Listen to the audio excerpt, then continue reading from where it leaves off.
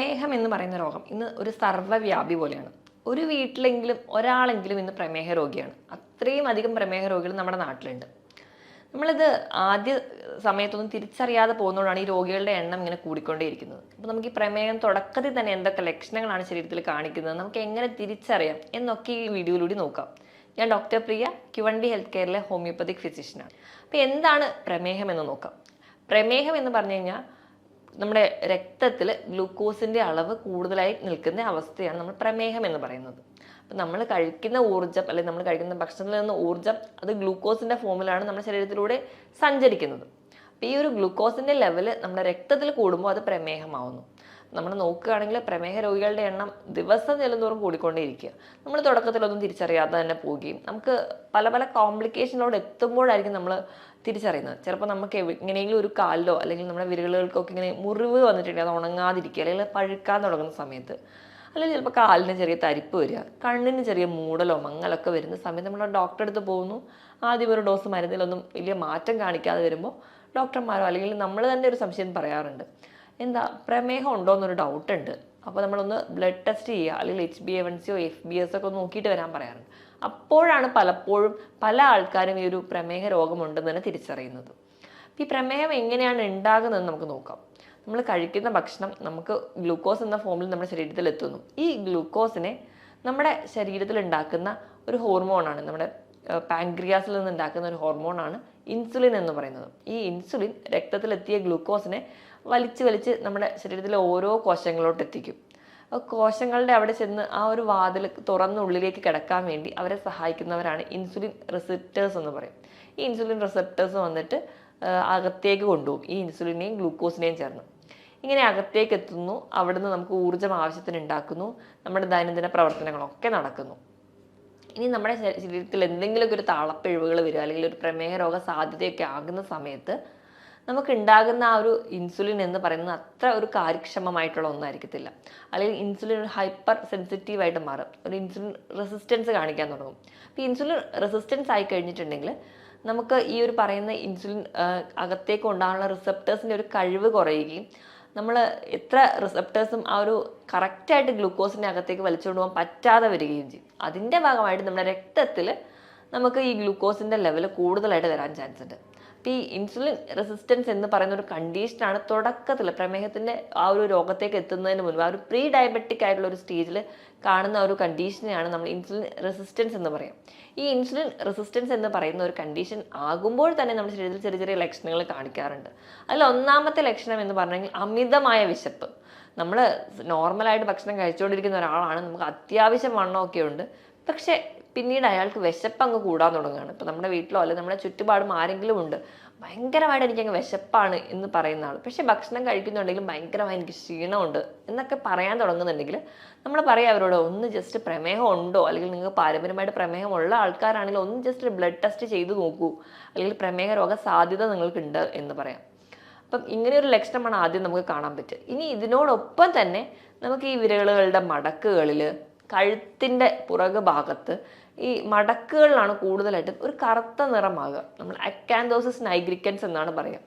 ഇപ്പം ഒരു insulin resistance ഉണ്ടാകുന്ന ഒരു ടൈമിൽ കാണുന്ന ഒരു ലക്ഷണമാണിത്. ഇതേ ലക്ഷണം നമുക്ക് PCODയുടെ കേസിലും കാണാൻ പറ്റും. കാരണം അവിടെയും നമ്മുടെ ശരീരത്തിൽ ഇൻസുലിൻ റെസിസ്റ്റൻസ് ആണ് ഉണ്ടാവുക. PCOD ഉള്ള പെൺകുട്ടികൾക്ക് നോക്കിക്കഴിഞ്ഞാൽ അവരുടെ കഴുത്തിൻ്റെ ബാക്കിൽ ഒരു കറുത്ത നിറം, അതേപോലെ വിരലുകളുടെ മടക്കുകളിൽ ഒരു ബ്ലാക്ക് ഡിസ്കളറേഷൻ ഉണ്ടെങ്കിൽ അവിടെയും ഇൻസുലിൻ റെസിസ്റ്റൻസ് ഉണ്ടെന്നാണ് അർത്ഥം. അപ്പം അതും ഒരു ലക്ഷണമാണ്. ഇനി നമ്മൾ രക്തത്തിൽ നമ്മുടെ ഗ്ലൂക്കോസിൻ്റെ ലെവൽ അങ്ങ് കൂടി, അതായത് ഡയബറ്റീസിൻ്റെ തുടക്കത്തിലേക്ക് എത്തി, അല്ലെങ്കിൽ ഡയബറ്റിക്കായി, നിങ്ങളൊരു പ്രമേഹ രോഗിയായി, ഇങ്ങനെ ഗ്ലൂക്കോസ് ലെവൽ നമ്മുടെ രക്തത്തിൽ കൂടിക്കഴിഞ്ഞാൽ നമുക്ക് വിശപ്പ് കൂടുന്നതിനോടൊപ്പം തന്നെ ദാഹവും കൂടും. ദാഹം കൂടുമ്പോൾ നമ്മൾ നല്ല രീതിയിൽ വെള്ളം കുടിക്കും. ഇനിയിപ്പോൾ വെള്ളം കുടിക്കുന്നതിനേക്കാളും അധികമായിട്ട് മൂത്രം പോകാൻ തുടങ്ങും. അങ്ങനെ ഇടയ്ക്കിടയ്ക്ക് മൂത്രം ഒഴിക്കണം എന്നുള്ളൊരു തോന്നൽ. അപ്പം നമ്മൾ ഈ ഒരു 3 ടേമാണ് നമ്മൾ ഏറ്റവും അധികമായിട്ട് പറയുക: പോളിഡിപ്സിയ, പോളിഫാജിയ, പോളിയൂറിയ. പോളിഡിപ്സിയ എന്ന് പറയുമ്പോൾ നല്ലപോലെ വെള്ളം കുടിക്കുക, പോളിഫാജിയ എന്ന് പറഞ്ഞാൽ നല്ലപോലെ വിശപ്പ്, പോളിയൂറിയ എന്ന് പറഞ്ഞാൽ അധികമായിട്ട് മൂത്രം ഒഴിക്കാൻ പോവുക. 1 മണിക്കൂറിൽ തന്നെ 2 തവണ കൂടുതൽ മൂത്രം ഒഴിക്കാൻ പോകുന്നുണ്ടെങ്കിൽ നിങ്ങൾക്ക് ഒരു പ്രമേഹ രോഗ സാധ്യതയൊക്കെ ഉണ്ട്. അപ്പോൾ ഈ 3 ലക്ഷണങ്ങൾ ഉണ്ടെങ്കിൽ, ഈ ഒരു 3 ലക്ഷണങ്ങൾ നമ്മൾ കാർഡിനൽ സിംറ്റംസ് ആയിട്ടാണ് പറയുക. ഈ ഒരു 3 ലക്ഷണങ്ങൾ ഉണ്ടെങ്കിൽ നമുക്ക് ഉറപ്പിക്കാം, അല്ലെങ്കിൽ പ്രമേഹ രോഗ സാധ്യത വളരെയധികം കൂടുതലാണ്. അപ്പോൾ ഈ ലക്ഷണങ്ങൾ ആർക്കെങ്കിലും ഉണ്ടെങ്കിൽ അത് എത്രയും പെട്ടെന്ന് നിങ്ങൾ ഒരു ഡോക്ടറെ കാണുക, അല്ലെങ്കിൽ നിങ്ങൾ തന്നെ പോയിട്ട് ഒരു ബ്ലഡ് ടെസ്റ്റ് ചെയ്ത് നോക്കുക. ബേസിക് ആയിട്ട് ഈ ഒരു FBS PPBS ഒക്കെ നമ്മൾ നോക്കുന്നതിനേക്കാൾ ഏറ്റവും നല്ലത് HbA1c ആണ്. HbA1c എന്ന് പറയുമ്പോൾ നമുക്ക് ഒരു 3 മാസത്തെ ആവറേജ് നമ്മുടെ ഗ്ലൂക്കോസ് ലെവൽ കണ്ടുപിടിക്കാൻ പറ്റും. അപ്പം ആ ഒരു ലെവൽ നമ്മൾ അധികമായി പോകുന്നുണ്ടെങ്കിൽ നമ്മൾ പ്രമേഹത്തിൻ്റെ ആ ഒരു പിടിയിലോട്ട് പോവുകയാണ് എന്നാണ് അർത്ഥം. അപ്പോൾ FBS എന്ന് പറയുമ്പോൾ ഫാസ്റ്റിങ്ങിൽ തന്നെ പോയി നോക്കുന്ന, അല്ലെങ്കിൽ വെള്ളം പോലും കുടിക്കാതെ രാവിലെ എണീറ്റ് പോയി ബ്ലഡ് ടെസ്റ്റ് ചെയ്യുമ്പോൾ നമുക്ക് കിട്ടുന്ന ഒന്നാണ് FBS. പിന്നെ PPBS എന്ന് പറഞ്ഞാൽ ഭക്ഷണം കഴിച്ച് കഴിഞ്ഞിട്ട് 2 മണിക്കൂറിന് ശേഷം RBS റാൻഡമായിട്ട് നമ്മൾ ചെക്ക് ചെയ്യുന്ന ഒന്നാണ്. ഈ പറയുന്ന ബ്ലഡ് ടെസ്റ്റുകൾ നമുക്ക് കൂടെ ചെയ്യാവുന്നതാണ്. അപ്പോൾ ഈ ആർക്കൊക്കെയാണ് ഈ പ്രമേഹം വരാൻ ചാൻസ് ഉണ്ടാവുക? അപ്പം നമ്മൾ അറിയാം, മിക്ക ആൾക്കാരും പറയാറുണ്ട് എനിക്ക് പാരമ്പര്യമായിട്ട് അച്ഛനും അമ്മയ്ക്കും ഒക്കെ ഷുഗർ ഉണ്ട്, അതുകൊണ്ടാണ് എനിക്ക് ഷുഗർ വന്നതെന്ന്. അപ്പം അതൊരു വാസ്തവമാണോ എന്ന് നമുക്ക് നോക്കാം. ഇപ്പോൾ നമ്മൾ ഈ ഒരു അച്ഛനും അമ്മയ്ക്കും പ്രമേഹമുണ്ട്, അപ്പം നമുക്ക് കുറച്ച് കഴിഞ്ഞ് കഴിഞ്ഞാൽ മധുരമൊന്നും കഴിക്കാൻ പറ്റില്ല എന്ന് പറഞ്ഞ് ചെറുപ്പത്തിൽ നല്ല രീതിയിൽ അങ്ങ് മധുരം അടങ്ങിയ ഭക്ഷണങ്ങളും മധുര പലഹാരങ്ങളും പാനീയങ്ങളും ഒക്കെ കഴിക്കാൻ തുടങ്ങും. അപ്പം ധാരാളമായി ഇത് കഴിക്കുന്നതിൻ്റെ ഭാഗമായിട്ട് 30 അല്ലെങ്കിൽ ഒരു 35 വയസ്സിന് മുൻപ് തൊട്ടേ അവർക്ക് പ്രമേഹം വരാം. അപ്പോൾ പാരമ്പര്യത്തിനേക്കാളും ഏറ്റവും ഇമ്പോർട്ടൻ്റ് നമ്മുടെ ജീവിതശൈലിയാണ്. പാരമ്പര്യത്തോടൊപ്പം തന്നെ ഇങ്ങനെ തെറ്റായ ഒരു ജീവിതശൈലി കൂടി ഉണ്ടെങ്കിൽ വളരെ നേരത്തെ നമ്മൾ പ്രമേഹ രോഗിയാവും. പക്ഷേ പാരമ്പര്യമുണ്ട്, അതോടൊപ്പം നമ്മളെ കറക്റ്റ് കൺട്രോളിലാണ് നമ്മുടെ ഫുഡ് പോകുന്നതെങ്കിൽ നമുക്ക് പ്രമേഹ രോഗ സാധ്യത വളരെ കുറവാണ്. അപ്പോൾ പാരമ്പര്യത്തിനേക്കാളും ഏറ്റവും വലിയ വില്ലൻ എന്ന് പറയുന്നത് നമ്മുടെ ലൈഫ് സ്റ്റൈൽ തന്നെയാണ്. അപ്പോൾ നമ്മുടെ ലൈഫ് സ്റ്റൈൽ റെഗുലേറ്റ് ചെയ്യുകയാണെങ്കിൽ ഈ പറയുന്ന രീതിയിൽ നമുക്ക് പ്രമേഹം വരാനുള്ള ചാൻസ് വളരെ കുറവാണ്. അപ്പോൾ ഇതൊക്കെയാണ് നമുക്ക് ആദ്യ കാലഘട്ടങ്ങളിൽ നമ്മൾ ശ്രദ്ധിക്കേണ്ട കാര്യങ്ങൾ. ഇനി ഇപ്പോൾ ഒരു പ്രമേഹത്തിലേക്ക് വന്നു കഴിഞ്ഞ് കഴിഞ്ഞാൽ നമുക്ക് എന്തൊക്കെ ലക്ഷണങ്ങൾ കാണിക്കുമെന്ന് നോക്കാം.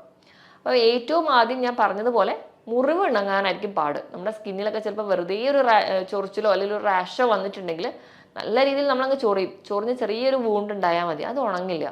അതിപ്പോഴും ഇങ്ങനെ പഴുത്തോണ്ടേയിരിക്കും. നമ്മൾ ഡോക്ടറെ അടുത്ത് പോയി എത്ര മെഡിസിൻ വെച്ചാലും എത്ര ഡ്രസ്സ് ചെയ്താൽ പോലും അത് ഉണങ്ങാതിരിക്കും. അപ്പോൾ അത് ഒരു പ്രമേഹത്തിന് ഏറ്റവും വലിയ പ്രശ്നമാണ്. നമ്മളിപ്പോൾ പറമ്പിലൊക്കെ ഇറങ്ങുന്ന സമയത്ത് കാലൊരു മുള്ളു കൊണ്ടാൽ മതി, ആ ഒരു പോയിന്റിൽ നിന്ന് അത് ഇൻഫെക്റ്റഡ് ആയിട്ട് അൾസറായിട്ട് മാറാനുള്ള ചാൻസ് വളരെ കൂടുതലാണ്. അപ്പം നമുക്കറിയാം ഈ ഡയബറ്റിസ് ഫുഡ് പോലെയുള്ള കണ്ടീഷൻസ്, കാരണം ഒരു പ്രമേഹ രോഗിക്ക് ഇങ്ങനെ ഒരു കണ്ടീഷൻ വന്നു കഴിഞ്ഞാൽ മുറിച്ച് കളയാൻ മാത്രമേ വഴിയുള്ളൂ. അപ്പോൾ അങ്ങനത്തെ ചില പ്രശ്നങ്ങൾ ഉണ്ട്. ഇനി അടുത്തൊരു കംപ്ലൈൻ്റ് ആയിട്ട് ആൾക്കാർ പലരും പറയുന്നതാണ് കണ്ണിന് കാഴ്ച കുറയുക, ഒരു മൂടലുണ്ട് അല്ലെങ്കിൽ ഒരു മങ്ങലുണ്ട്, ദൂരക്കാഴ്ച കുറയുന്നു എന്നുള്ളത്. ഇത് നമ്മുടെ കണ്ണിനെ ബാധിക്കുമ്പോൾ ഉണ്ടാകുന്ന ചേഞ്ചസ് ആണ്. ഡയബറ്റിക് റെറ്റിനോപ്പതി ആയിട്ട് വരാം. അപ്പോൾ നമുക്ക് ഇത് പോലെയുള്ള ബുദ്ധിമുട്ടുകൾ, വണ്ടി ഓടിക്കാൻ അല്ലെങ്കിൽ കുറച്ച് സന്ധ്യ കഴിഞ്ഞാൽ വണ്ടി ഓടിക്കാനുള്ളൊരു ബുദ്ധിമുട്ട് തുടങ്ങിയ പ്രശ്നങ്ങളായിട്ട് പറയാറുണ്ട്. ഇനി ഇത് കഴിഞ്ഞ് കഴിഞ്ഞാൽ അടുത്തൊരു ലക്ഷണം എന്ന് പറഞ്ഞിട്ടുണ്ടെങ്കിൽ ഭയങ്കരമായിട്ടുള്ളൊരു ക്ഷീണമാണ്. ഭക്ഷണം നല്ലപോലെ കഴിക്കുന്നുണ്ടാവും, പക്ഷെ ബോഡി വെയിറ്റ് അങ്ങ് കൂടുന്നുണ്ടാവില്ല, ആൾ മെലിഞ്ഞിരിക്കുന്നതാണ്. അതോടൊപ്പം തന്നെ ഭയങ്കരമായിട്ടുള്ളൊരു ക്ഷീണം, നല്ലപോലെ ദാഹം, ഇടയ്ക്കിടയ്ക്ക് മൂത്രം ഒഴിക്കാനുള്ള തോന്നൽ. പിന്നെ പറയുന്ന ഒന്നാണ് കാലിന് പെരുപ്പ് പോലെയുള്ള പ്രശ്നം. ഡയബറ്റിക് ന്യൂറോപ്പതിയാണത്. നമ്മുടെ നാഡികളെ ബാധിക്കും. നമ്മുടെ പ്രമേഹം നമ്മുടെ നാഡികളെ ബാധിക്കുന്ന സമയത്താണ് കൂടുതൽ ആൾക്കാരും പറയാറുണ്ട് കാലിൻ്റെ എല്ലാ വിരലുകളും ഭയങ്കരമായിട്ട് തരിപ്പാണ്. ചില ആൾക്കാർ പറയുമ്പോൾ ഞാൻ വെറുതെ ജോലി ചെയ്യുമ്പോൾ ഒന്നും എനിക്ക് കുഴപ്പമുണ്ടാവില്ല, ഞാൻ വെറുതെ ഇരിക്കുമ്പോൾ ഭയങ്കരമായിട്ട് തരിപ്പാണ്, കാല് നിലത്ത് വെക്കാൻ പറ്റുന്നില്ല, കാലിൽ ഭയങ്കര പുകച്ചിലാണ്, കൈവെള്ളയിൽ പുകച്ചിലാണ്, ഇങ്ങനത്തെ പ്രശ്നങ്ങളൊക്കെ പറയാറുണ്ട്. നമ്മുടെ നാഡികളെ ബാധിക്കുന്ന ഏതൊരു കണ്ടീഷനുമാണ് നമുക്ക് തരിപ്പും പുകച്ചിലും ഒക്കെ ആയിട്ട് തോന്നുക. അപ്പോൾ അങ്ങനെ ഡയബറ്റിക് നമ്മുടെ ന്യൂറോപ്പതിയായിട്ട് നിൽക്കും. ഇനി ഇപ്പം കിഡ്നീനെ ബാധിക്കാം, അത് നെഫ്രോപ്പതിയാവും. അപ്പം നമ്മുടെ കിഡ്നിയിലൂടെ പല ബ്ലഡ് വെസൽസിലൂടെ ചെല്ലുന്ന രക്തത്തിനെ അരിച്ച് പുറത്തേക്ക് കളയുന്നത്, മൂത്രമായി പുറത്തേക്ക് കളയുന്നത് നമ്മുടെ കിഡ്നിയാണ്. അപ്പോൾ ആ ഒരു അരിപ്പയിലെല്ലാം വിള്ളൽ വരികയും അവിടെ പ്രശ്നങ്ങൾ വരികയും നമുക്ക് വേണ്ട പല മിനറൽസും പ്രോട്ടീൻസും ന്യൂട്രിയൻസും ഒക്കെ പുറത്തേക്ക് പോവുകയും നമുക്ക് വേണ്ടാത്ത പലതും നമ്മുടെ ശരീരത്തിൽ കെട്ടി നിൽക്കുകയും ഒക്കെ ആയി നമുക്ക് കാലിന് നീരായിട്ടോ അല്ലെങ്കിൽ നമ്മുടെ കിഡ്നീനെ ബാധിക്കുന്നതിന് ഭാഗം അങ്ങനെയും പോവാം. ഇനി സ്കിന്നിൽ ഇങ്ങനെ അൾസർ ഉണ്ടാകുന്നതിനോടൊപ്പം തന്നെ നമ്മുടെ സ്കിന്നിൽ തൊലി ഭയങ്കരമായിട്ട് കട്ടി വെക്കുക. ഇപ്പോൾ കാലിൻ്റെ അടിയിലൊക്കെ ആണെങ്കിൽ തൊലി ഭയങ്കരമായിട്ട് കട്ടി വെക്കുക, വിണ്ട് കീറൽ ഉണ്ടാവുക, നല്ല പോലെയുള്ള ആ ഒരു കട്ടിപ്പാളിയായിട്ട് പോവുക, ഇങ്ങനത്തെ പ്രശ്നങ്ങളും കാണിക്കാറുണ്ട്. ഇതിന് പുറമെ പ്രമേഹ രോഗികളിൽ നമുക്ക് മൂത്രത്തിൽ പഴുപ്പ് ഇടയ്ക്കിടയ്ക്ക് വരുന്ന കാണാം, യൂറിനറി ട്രാക്ട് ഇൻഫെക്ഷൻ. പൊതുവെ ഈ UTI പുരുഷന്മാർക്ക് കുറവാണ്, സ്ത്രീകൾക്കാണ് കൂടുതലായിട്ടും വരാറ്.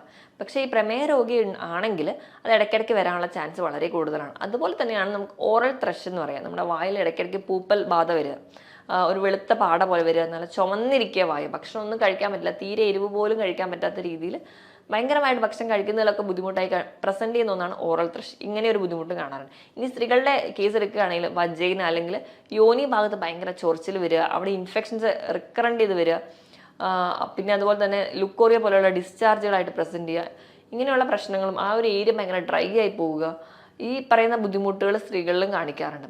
ഇനി ഇപ്പം സ്കിന്നിൽ ഇതിന് പുറമേ ആയിട്ട് ബ്ലിസ്റ്റേഴ്സ് ആയിട്ട് പ്രസന്റ് ചെയ്യാറുണ്ട്. ചെറിയ ചെറിയ കുമിളകളായിട്ട് നമ്മുടെ കാലിൻ്റെ എല്ലിൻ്റെ മുകളിലും ഒക്കെ പ്രസന്റ് ചെയ്യാറുണ്ട്. ആ ഒരു ഏരിയയിലുള്ള സ്കിന്ന് ഭയങ്കരമായിട്ട് കറുത്ത് പോവുക, ഈ കൈകളിലെ മടക്കിലെ പോലെ തന്നെ കാൽ ഭാഗത്തൊക്കെ സ്കിന്ന് ഭയങ്കരമായിട്ട് കറുത്ത നിറത്തിലേക്ക് മാറുക, നല്ല ഫെയർ ആയിട്ടിരുന്ന ഒരാളായിരിക്കും, പെട്ടെന്ന് തന്നെ നമ്മുടെ ആ സ്കിന്നിലെ പിഗ്മെന്റഡ് ആവുക, ഇങ്ങനത്തെയുള്ള ചേഞ്ചസും സ്കിന്നിൽ കാണിക്കാറുണ്ട്. ഇതോടൊപ്പം തന്നെ സ്കിന്നിൽ ചെറിയ ചെറിയ ടാഗായിട്ട് പ്രസന്റ് ചെയ്യാം, കഴുത്തിലും അതുപോലെ തന്നെ കാലിലും കയ്യിലും ഒക്കെ ഭാഗങ്ങളിൽ ചെറിയ ചെറിയ ടാഗായിട്ട് പ്രസന്റ് ചെയ്യാം.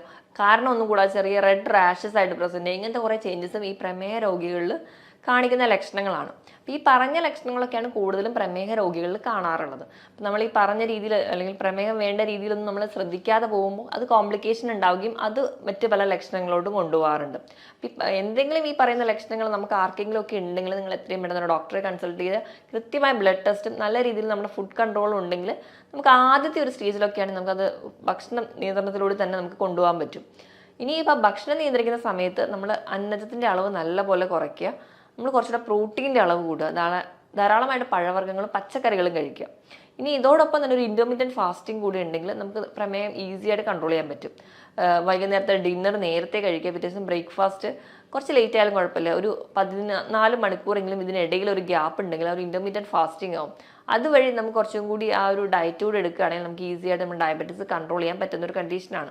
നമ്മൾ കഴിക്കേണ്ട ഭക്ഷണം എന്ന് പറഞ്ഞിട്ടുണ്ടെങ്കിൽ മാക്സിമം നമ്മൾ ഇലക്കറികൾ, പഴവർഗ്ഗങ്ങൾ, പച്ചക്കറികളൊക്കെ കഴിക്കും. ഇപ്പോൾ പഴവർഗ്ഗങ്ങൾ എടുക്കുമ്പോൾ അധികം മധുരമില്ലാത്ത പഴവർഗ്ഗങ്ങൾ കഴിക്കാൻ വേണ്ടി ശ്രദ്ധിക്കുക. അതായത് ഗ്ലൈസീമിക് ഇൻഡെക്സ് കുറഞ്ഞ പഴവർഗ്ഗങ്ങൾ, നിങ്ങൾക്ക് അതിനായിട്ട് ആപ്പിളോ അല്ലെങ്കിൽ അധികം പഴുക്കാത്ത ഏത്തപ്പഴം കഴിക്കാം, അല്ലെങ്കിൽ റോബസ്റ്റ പോലെയുള്ള പഴങ്ങൾ കഴിക്കാം. അപ്പോൾ മുന്തിരിക്കയാണെങ്കിൽ 8 or 10 എണ്ണം നിങ്ങൾ കഴിക്കാം. പക്ഷേ ദിവസവും ഒരു ഫ്രൂട്ട് മാത്രമേ കഴിക്കാവുള്ളൂ. ഇപ്പോൾ പേരയ്ക്കൊക്കെ ആണെങ്കിൽ വളരെ നല്ലതാണ് ഇപ്പോൾ പ്രമേഹ രോഗികൾക്ക് കഴിക്കാനാണെങ്കിൽ. അപ്പം ഏതെങ്കിലും ഒരു ഫ്രൂട്ട് നമ്മൾ ഒരു ദിവസം കഴിക്കുകയാണെങ്കിൽ നമുക്ക് ഹെൽത്തി ആയിട്ട് നമ്മുടെ പ്രമേഹത്തിനെ കൺട്രോൾ ചെയ്യാൻ പറ്റും. മാക്സിമം നിങ്ങൾ വെള്ള അരി ഉപയോഗിക്കുന്നവരാണെങ്കിൽ അത്, അല്ലെങ്കിൽ പോളിഷ്ഡ് ആയിട്ടുള്ള മൈദയോ അല്ലെങ്കിൽ എന്ത് ആയിക്കോട്ടെ അത് ഉപയോഗിക്കുന്നവരാണെങ്കിൽ അത് കഴിവതും കുറയ്ക്കും. അപ്പം ഇനി പ്രമേഹത്തിനെ നിയന്ത്രിക്കാൻ വേണ്ടി മിക്ക ആൾക്കാരും ഡിപ്പെൻഡ് ചെയ്യുന്ന ഒന്നാണ് ഓട്സ് എന്ന് പറയുന്നത്. നമ്മൾ ഓട്സ് എടുക്കുമ്പോൾ നമ്മൾ ശ്രദ്ധിക്കേണ്ടത് പോളിഷ്ഡ് ഓട്സ് ഒഴിവാക്കുക, പകരം ഹോൾ ഗ്രെയിൻ ആയിട്ടുള്ള കുറച്ച് കട്ടിയോട് കൂടിയായിട്ടുള്ള ഒരു ഓട്സ് ഉണ്ടാവും.